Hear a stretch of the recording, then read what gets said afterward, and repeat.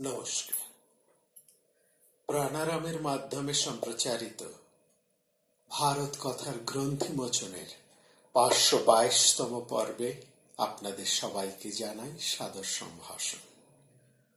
মহামতি অনন্তলালের পরম অনুগ্রহে আমরা প্রতিদিন শুনে চলেছি ভারত কথা। ভারত কথার আজকের পর্ব আরম্ভ করার আগে মহামতি অনন্তলালের কাছে শোনা একটি কাহিনী দিয়ে আরম্ভ করছি। এই কাহিনীর মধ্যে দিয়ে আমরা মহাকবি ব্যাস তার সেই সময়ের যে লোকপ্রিয়তা এবং তার কাব্য প্রতিভার যে এক বিরাট সংবেদনশীল শ্রোতা গোষ্ঠী এবং তার রচনার আবেদন সেই সময়কার প্রাচীন সময়কার মানুষের কাছে কতখানি তা আমরা বুঝতে পারব। এই কাহিনীটি যে শ্লোকের শেষ শ্লোকে বলা আছে, যিনি বলছেন তার পরিচয় খুব নাম সেক্ষেত্রে নেই, কিন্তু সেখানে শ্লোকটির মধ্যে বলছেন কর্ণাটক রাজপ্রিয়া, অর্থাৎ কর্ণাটকের কোন রাজমহিষীর কথা এটাতে বলা হচ্ছে। অর্থাৎ কর্ণাটকের রাজমহিষী, তিনি সাহিত্য প্রেমিক এবং তার প্রিয় সাহিত্যিকদের নাম তিনি গর্বের সঙ্গে বলছেন কবি বলতে, সেই রাজমহিষী বলছেন, কবি বলতে আমি 3 জনকে স্বীকার করি। কে সেই 3 জন? প্রথম জন হচ্ছেন ব্রহ্মা প্রজাপতি, তিনি কবি। কবি অর্থে এখানে স্রষ্টা। এই কাব্য সংসারকে, এই বিরাট সংসারকে তিনি কাব্য সংসার হিসেবে তুলনা করে প্রজাপতি ব্রহ্মাকে প্রথম কবির মর্যাদা দান করেছেন তার এই শ্লোকে। এবং বলছেন এই যে প্রজাপতি ব্রহ্মা প্রথম আদি কবি তুমি, তিনি এই শব্দের সৃষ্টিকর্তা এবং এই শব্দ থেকেই এই ব্রহ্মাণ্ড এবং যা কিছু, এই ব্রহ্মাণ্ড সৃষ্টি হচ্ছে শব্দ থেকে, ধ্বনির থেকে, স্ফোটন থেকে। এবং এই শব্দের আধারই হচ্ছে আকাশ। সেই অর্থে প্রজাপতি ব্রহ্মা হচ্ছেন আদি কবি। বর্তমান সময়ে বৈজ্ঞানিক মত অনুসারেও এই বিশ্ব সৃষ্টির মূলে রয়েছে এই শব্দ বা স্ফোটন। দ্বিতীয় কবির নাম তিনি বলছেন, দ্বিতীয় হচ্ছেন সেই বাণীরূপা সরস্বতী, সেই কবি যাকে কর্ণাটকের রাজমহিষী বলছেন, আমার দ্বিতীয় প্রধান কবি হচ্ছেন বাণীরূপা সরস্বতী, সেই পরম মুনি যিনি জন্মগ্রহণ করেছেন কালিন্দীর এক দ্বীপে। কালিন্দী যমুনার আরেক নাম, যমুনার দ্বীপে জন্মেছেন সেই দ্বিতীয় কবি, সেই কৃষ্ণদ্বৈপায়ন ব্যাস। ইনি হচ্ছেন ব্রহ্মার পরেই প্রথম মনুষ্য কবি, যাকে তিনি বলছেন বাণীরূপা সরস্বতী। অর্থাৎ শব্দ যদি প্রথম কবির অর্থাৎ ব্রহ্মার সৃষ্টি হয়, সেই শব্দকে সুললিত, ধ্বনিময়, মাধুর্যময় করে তুলেছেন যে কবি, তিনি হচ্ছেন কালিন্দীর বক্ষজাত কৃষ্ণদ্বৈপায়ন ব্যাস, তাকেই তিনি দ্বিতীয় তথা এই সংসারে প্রথম মানুষ কবি হিসেবে তার মর্যাদা দিয়েছে কর্ণাটক রাজপ্রিয়া। আর তার বিচারে শেষ এবং তৃতীয় এবং শেষ কবি হচ্ছেন বাল্মীকি জন্মা বাল্মীকি। কর্ণাটকের কবি এই তিন কবির বাইরে আর কাউকে কবি হিসেবে স্বীকার করতেই চান না। তিনি বলছেন এই তিনজন ছাড়া আর গদ্য পদ্য রচনার চমৎকারিত্বে কেউ চিত্তকে আবিষ্ট করতে পারেন না।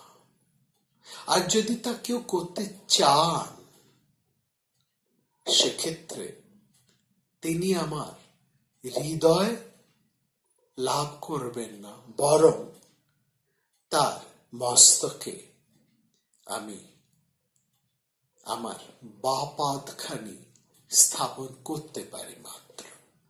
তেষাং মূর্ধি দধামি বামচরণং কর্ণাটক রাজপ্রিয়া। আসলে এখানে এই গল্পের মধ্যে দিয়ে ঠাকুরমশাই বর্ণিত মোহাম্মদ অনন্তলাল যে কাহিনীটি আমাদের কাছে বলেছেন, এই কবিতা হচ্ছে যে এখানে দুটি জিনিস লক্ষ্য করার। এক হচ্ছে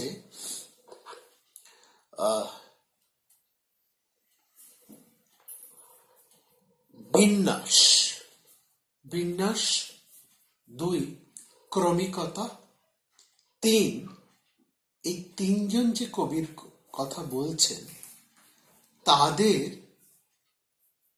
স্তর বিভাগ তিনি কিভাবে করছেন, এটা খুব লক্ষ্য করবার। আদিকবি ব্রহ্মাকে নিয়ে আমাদের কোনো সংশয় নেই, আমাদের কোনো বক্তব্য নেই। ব্রহ্মা আদি, তার থেকে শব্দের উৎপত্তি এবং শব্দ থেকে এই সংসারের সৃষ্টি। সুতরাং তিনি আদি কবি, শব্দের স্রষ্টা। এটা প্রথম উচ্চারিত শব্দ তার মুখ থেকেই বেরিয়েছে, এ নিয়ে আমাদের কারো কোনো সংশয় নেই, কিছু বলারও নেই। এবার দ্বিতীয় এবং তৃতীয়, এই জায়গায় দেখুন, দ্বিতীয়তে কর্ণাটকের মহারানী তিনি নিয়ে এসেছেন ব্যাসকে, আর তৃতীয় স্থানে তিনি পাঠিয়ে দিয়েছেন বাল্মীকিকে। কিন্তু রচনার ক্রম যদি আমরা ধরি, তাহলে আদিকবি কিন্তু মানে প্রথম রচনা হয় রামায়ণ, অর্থাৎ সেই অর্থে বাল্মীকি হচ্ছেন আদিকবি। তারপরে ব্যাস, মহাভারত। কিন্তু ব্যাসের জনপ্রিয়তা যদিও রামায়ণের তুলনায় মহাভারত অনেক বেশি জটিল, কিন্তু তার রোমাঞ্চ এতটাই, তার বৈচিত্র্য এতটাই বেশি, যা পাঠকের কাছে মহাভারতের আবেদন রামায়ণের থেকে অনেক বেশি। ফলত অনুক্রমিকায় বাল্মীকির আগে তিনি ব্যাসের নাম করেছেন এবং ব্যাসকেই তিনি বাণী স্রষ্টা দিয়েছেন। শব্দ স্রষ্টা যদি ব্রহ্মা হন, সেই শব্দকে ধ্বনি মাধুর্য করে তুলেছেন ব্যাস। যতই কাব্য সম্পদে রামায়ণ সম্পদবান অতুলনীয় হোক না কেন, সাধারণ পাঠকের কাছে কিন্তু রামায়ণের আবেদনের চেয়ে রোমাঞ্চ এবং জটিল গভীর গহনতা ইত্যাদি বিষয়ে মহাভারত অনেক বেশি আবেদন রাখে। এটাই হচ্ছে বলার কথা। এখানে মহাভারত সব তার সমসাময়িক সমস্ত রচনার থেকে অনেক বেশি এগিয়ে গেছে। সেখানে মহাভারতের আবেদনের কাছে রামায়ণের আবেদনও অনেকটাই ক্ষীণ হয়ে পড়েছে। চলে আসি আজকের আলোচনায়। আমরা উদ্যোগ পর্বে রয়েছি, শুনছি ধৃতরাষ্ট্রের কথা। ধৃতরাষ্ট্র শুনছেন সঞ্জয়ের কাছে পাণ্ডবদের কথা। পাণ্ডব সহায় যে সমস্ত রাষ্ট্রশক্তি একে একে এসে যোগ দিয়েছেন, যাদের মুখোমুখি হতে হবে কৌরবদের, সেই সমস্ত পাণ্ডব সহায় রাষ্ট্রশক্তির কথার মধ্যে যখন সবিশেষ ভাবে আবার ভীম, অর্জুন, কৃষ্ণ, সাত্যকী এদের কথা এলো এবং পাণ্ডবদেরকে সাহায্য করার জন্য যে সমস্ত দৃঢ়মনা রাষ্ট্রশক্তি এসে দাঁড়িয়েছে পাণ্ডবদের পাশে, সে সমস্ত কথা শুনে ধৃতরাষ্ট্র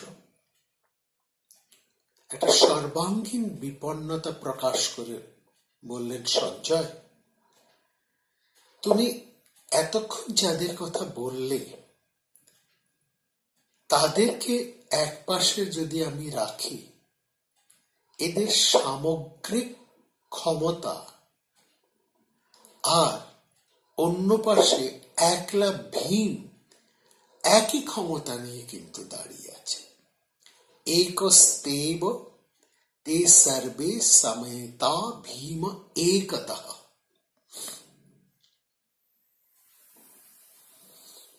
এখানে ধৃতরাষ্ট্রের মনস্তত্ত্বটাকে আমরা আবার একটু ভালো করে বুঝব। গত রাত্রে দেখেছি ধৃতরাষ্ট্রের বিপন্নতা, ভয়ার্ত ধৃতরাষ্ট্র। আর সকালে হস্তিনাপুরের রাজসভায় আমরা ধৃতরাষ্ট্রকে গত 2-3টি পর্ব ধরে অন্য ধৃতরাষ্ট্রকে দেখলাম। এই ধৃতরাষ্ট্রের সাথে গত রাত্রে ধৃতরাষ্ট্র মেলে না। তারপর তিনি যখন পাণ্ডবদের পরিচয় পেলেন, তাদের সহায় রাষ্ট্র শক্তির পরিচয় পেলেন, তাদের কথা শুনতে শুনতে ধৃতরাষ্ট্রের মনে আরেকবার আরেকটা অজানা আশঙ্কার ছায়া নেমে এল। এই আশঙ্কার ছায়াটা ভীমকে নিয়ে। কারণ ভীমকে অতি শৈশব থেকে দেখছেন তিনি। যে জ্ঞাতি শত্রুতার বীজ তিনি এবং তার সন্তানেরা বপন করেছেন, সেখানে রাজনৈতিকভাবে দুর্বল থাকায় পাণ্ডবেরা একেবারে বিপন্ন হয়ে আর্ত হয়ে সিটিয়েছিল। একমাত্র ভীষণ প্রতিবাদী ছিল ভীম, এই মধ্যম পাণ্ডব। প্রকাশ্য শত্রুতার জবাব মক্ষম ভাবে দিতে পারত বা দিয়ে এসেছে এই মধ্যম পাণ্ডব ভীম। এবং তার সেই শত্রুতার বিরুদ্ধে ভীম যেভাবে রুখে দাঁড়াতেন, তার মধ্যে যেভাবে তিনি তার তেজ পরাক্রম প্রকাশ করতেন, তার মধ্যে একটা ভীষণ নিষ্ঠুরতা ছিল। সেই নিষ্ঠুরতা স্মরণ করে আজকে ধৃতরাষ্ট্র কেঁপে উঠছে, বলছেন আমার ছেলেদের প্রতি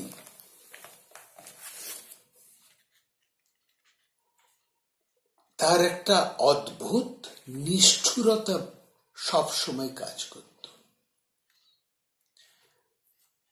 আমার বলছেন, সঞ্জয়, তুমি যাদের কথা বললে তারা সবাই অত্যন্ত উৎসাহী এবং ক্ষমতাবান, কিন্তু তাদের শক্তিকে এক করলে ঠিক তার অন্যদিকে ভীম এককভাবে দাঁড়িয়ে আছে।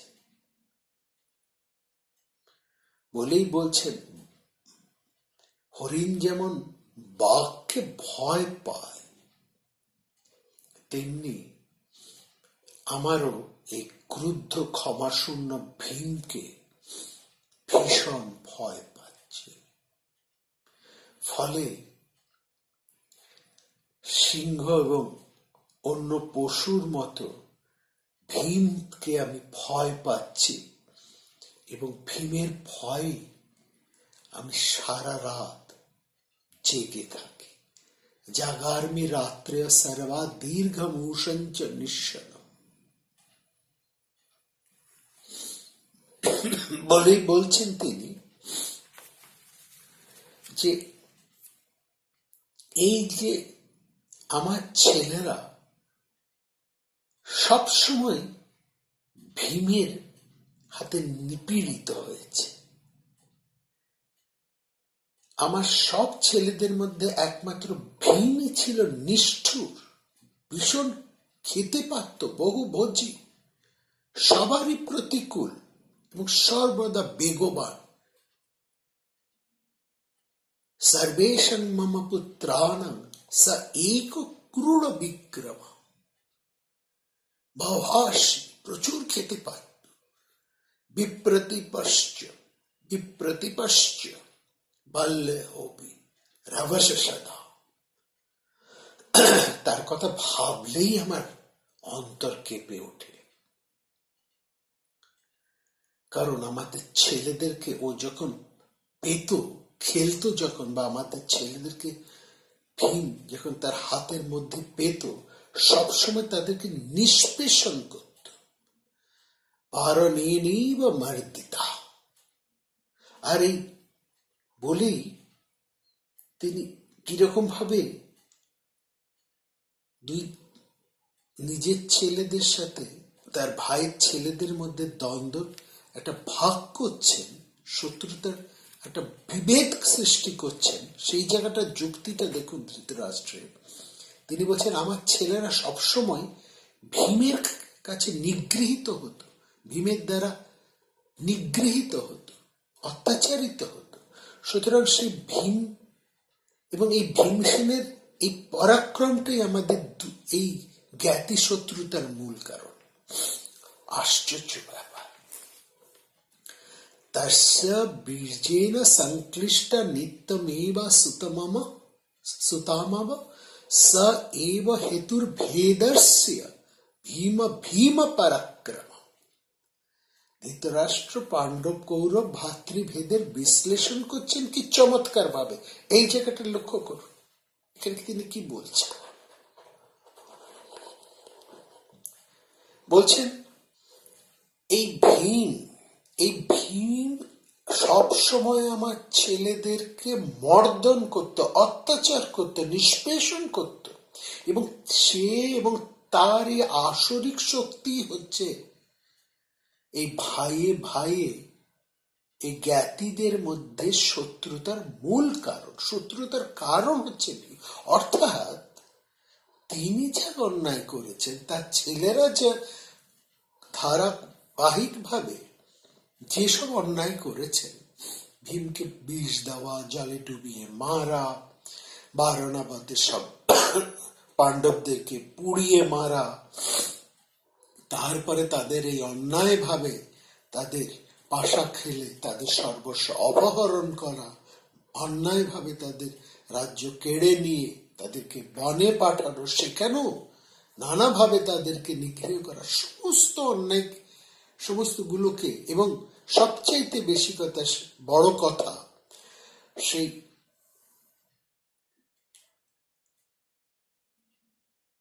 রহস্য যজ্ঞের পর বন্ধু ভাবাপন্ন হয়ে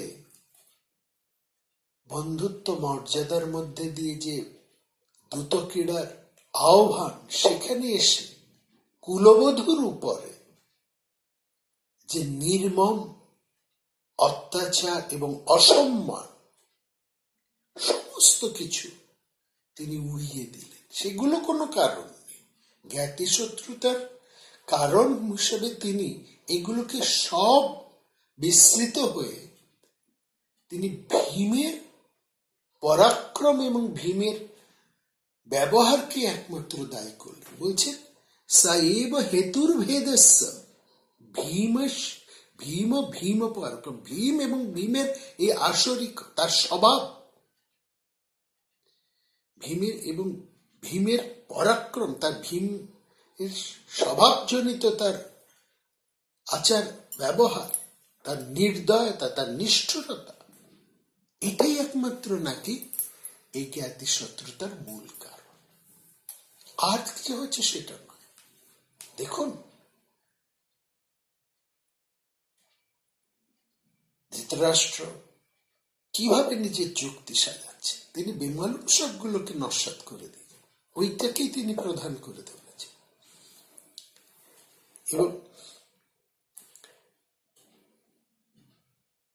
বলছেন আমার সমস্ত ছেলেদের প্রতি ভীম যে পরাক্রম প্রকাশ করত, তার মধ্যে একটা অদ্ভুত নিষ্ঠুরতা ছিল। আমার সে কথা ভেবে আমার এখনো ভয় হয়। উদ্বেগ মেয়ের হৃদয়। ছোটবেলায় যখন ছেলেরা নিজেদের মধ্যে মারামারি করত, যা ছেলেরা নিজেদের মধ্যে করেই থাকে, সেখানে ভীম এবং প্রায় দুর্যোধন তার পেছনে লাগতো, তখন ভীম তাকে কিন্তু হাতির মতন পিষে মারত। বা লেপি তেন যুদ্ধন্ত বারণেনে বা মার্দিতা। আমার ছেলেরা সবসময় ভীমের জন্য কষ্ট পেয়েছে। আর পাণ্ডব কৌরবদের মধ্যে যে জ্ঞাতি শত্রুতা সৃষ্টি হয়েছে, তার মূল কারণ হচ্ছে এই ভীম এবং তার পরাক্রম। সাইব হেতুর ভেদস্য ভীম ভীম পরাক্রম। ধৃতরাষ্ট্র কাউকে চিনুন না না চিনুন, এই ভীমকে কিন্তু তিনি খুব ভালোভাবে চেনেন। বিরাট রাজসভার মধ্যে সকলের সামনে পাণ্ডব পক্ষীয় সমস্ত রাজমণ্ডলকে তুচ্ছ করে ভীমের পরাক্রম নিয়ে যখন তিনি কথা বলছেন, তখন আমাদের বুঝতে হবে তিনি ভীমকে উপেক্ষা করতে পারছেন না। শুধু তাই নয়, তিনি সঞ্জয়কে বলছেন আর কারো কাছ থেকে আমার কোনো ভয় নেই, একমাত্র আমি এই ভীমকে ভয় পাই। ভীম সেনাধি মে ভয় ভয়ম সঞ্জায়তে মাহাত। কিরকম ভয় না, বাঘের সামনে পড়লে যেমন হরিণ ভয় পায়, তেমনি ক্ষমাহীন নিষ্ঠুর এই ভীমসেনের ভয়ে আমি জেগে থাকি। রাত্রে আমার ঘুম হয় না। জাগার্মি রাত্রয় সর্বা দীর্ঘমোষঞ্চ নিঃস্বর। আসলে ভীমকে কেন এত ভয় পাচ্ছেন ধৃতরাষ্ট্র, সেটা আমরা অনুমান করতে পারি। ভীম ছোটবেলার ভীমের যে দৌরাত্মের কথা বলছে, এগুলো উপলক্ষ মাত্র। আসলে 13 বছর আগের কথাটাকে কিছুতেই ভুলতে পারছেন না ধৃতরাষ্ট্র। যুধিষ্ঠিরের পাশা খেলার শর্তে সত্যবদ্ধ, দ্রৌপদীর বস্ত্র হরণ উন্মত্ত ধৃতরাষ্ট্রের পুত্ররা এমনকি ধৃতরাষ্ট্র নির্লজ্জের মতন তিনি হা হা করে হাসছেন, আর কে জিতেছে কে জিতেছে করে চিৎকার উঠেছে, আমার ছেলেরা জিতেছে, আমার ছেলেরা জিতেছে। আর যখন সেই প্রকাশ্য রাজসভায় দ্রৌপদীর চরম লাঞ্ছনা হচ্ছে, তাকে তাড়িয়ে তাড়িয়ে উপভোগ করছেন এই দুষ্ট অন্ধরাজা ধৃতরাষ্ট্র। সেদিন দুর্যোধন দুঃশাসন যা করতে পেরেছেন, সেদিন শুধু ভীম যুধিষ্ঠিরের সত্যের আর্গলে প্রতিজ্ঞাবদ্ধ ছিলেন বলেই, নইলে বারবার রাজসভার ভিত্তি কাঁপানো ঘোষণা, যে প্রতিজ্ঞা বাক্য ভীম উচ্চারণ করেছিলেন, যাকে থামাতে হয়েছে অর্জুনকে, সত্যের অর্গল থাকা সত্ত্বেও সত্য মুক্তির পর দুঃশাসনের বক্ষভেদী রক্তপানের প্রতিজ্ঞা, দুর্যোধনের উরুভঙ্গ করার ক্ষাত্র প্রতিজ্ঞা, কোনোটাই কিন্তু কেউ রোধ করতে পারেননি। অর্জুনও পারেনি, যুধিষ্ঠিরও পারেনি। অর্থাৎ যুদ্ধের ঘোষণা হয়ে গিয়েছিল সেদিন। আমরা বলি শুধু যুদ্ধের ঘোষণা নয়, যুদ্ধের ফলাফল যে কোন দিকে যেতে চলেছে, কি হতে চলেছে এই যুদ্ধের ফলে, সেটাও স্থির হয়ে গিয়েছিল সেদিন। না হলে আজকে ধৃতরাষ্ট্র বলছেন আমি ভীমের ভয়ে রাতে ঘুমোই না। এই ভীমের এই ভয়ের মূল যে রাজসভায় দ্রৌপদীর বস্ত্র হরণের নির্লজ্জ অপমানকর ঘটনাটা ঘটেছিল, সেটা নির্বিঘ্নেই তো ঘটতে দিয়েছিলেন ধৃতরাষ্ট্র। আর সেই জন্যই তো আজ ধৃতরাষ্ট্র বলতে বাধ্য হচ্ছে সঞ্জয়ের কাছে, ভীম কাউকে ক্ষমা করে না, সে শত্রুতাও ভুলে যায় না, আর মনের মধ্যে পুষে রাখে। আমার নশ্চ কৌন্তেয় দৃঢ়বৈরশ্চ পাণ্ডবা। ধৃতরাষ্ট্র প্রকৃতই বুঝতে পেরেছেন আজকে সেই সময় সমাসন্ন। ঠিক যখন যুদ্ধ আরম্ভ হয়েছে, ক্ষমাহীন ভীম উরুভঙ্গ করবে তার জ্যেষ্ঠ পুত্র দুর্যোধনের, বুক চিরে রক্ত পান করবেন তার পুত্র দুঃশাসনের, আর ভীমের হাতে তার একটি সন্তানও রক্ষা পাবে না। সত্য প্রকি ভয়ঙ্কর এক সত্যের সামনে দাঁড়িয়ে আছে ধৃতরাষ্ট্র। মোহ তার এখনো কাটবে কি? ভয়ও কি এই মোহকে কাটাতে পারবে? নাকি তিনি আশঙ্কার মধ্যেও অন্য কিছু ধরে বাঁচতে চাইবেন? আবার তিনি ক্ষমতার আস্বাদনে নিজের ঠোঁটটা আরেকবার চেটে নেবেন নির্লজ্জের মতো। শুনবো আগামী